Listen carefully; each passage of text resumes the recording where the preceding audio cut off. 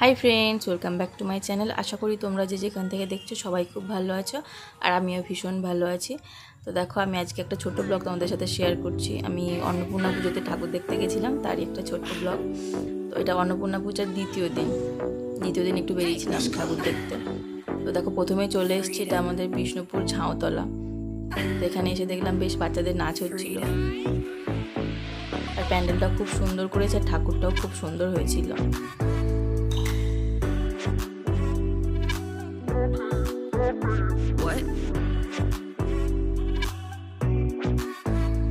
আর আমাদের পাড়াতেও অন্নপূর্ণা পূজা হয়েছে, তো সেটা আগের দিন গেছিলাম ওখানে, তো সেই জন্য সেই ভিডিওটা আর করা হয়নি।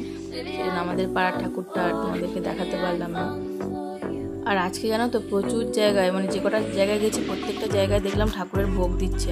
তো এখানেও দেখলাম ভোগ দিচ্ছে, কিন্তু প্রচুর ভিড় ছিল, সেই জন্য ভোগটা আর আমরা খাইনি। কারণ এটা এখানে প্রথম এসেছি, আরও 2-3টে জায়গায় যাব। তো ভেবে রেখেছিলাম যে সেখানে যদি দেয় তাহলে খাবো, তো এখানে আর দেরি করবো না, কারণ লাইনে দাঁড়ালে আরও রাত হয়ে যাবে। সেই জন্য ওখানে না দাঁড়িয়ে চলে আসলাম।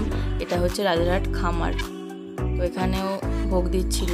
তো এখানে ঠাকুর দেখার পরে এখানে একটু ভোগ খেয়েছিলাম।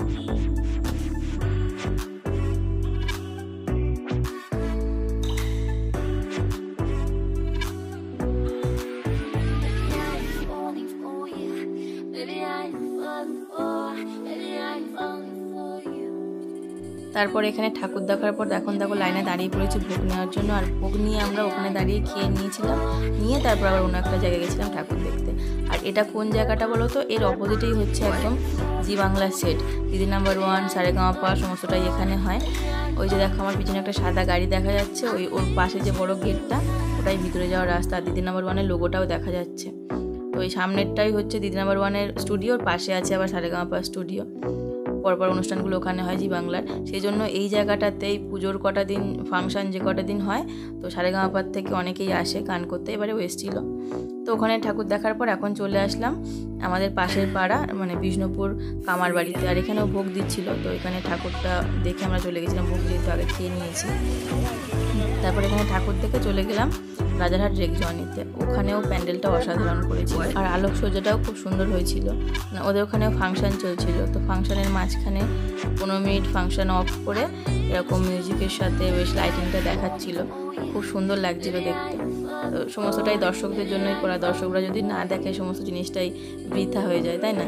তো খুব ভালো লাগছিল, খুব সুন্দর হয়েছিল আলোকসজ্জাটা। মানে এরকমটা আমরা দুর্গা পুজোতে দেখতে পাই সচরাচর, মানে এই অন্নপূর্ণা পুজোতে খুবই কম দেখা যায়।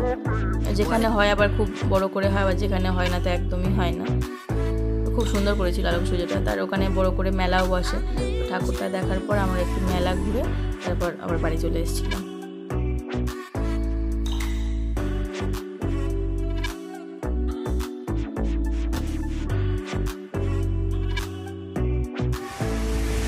চলে এসেছিলাম বাড়িতে, মামা ঘুমিয়ে পড়েছে।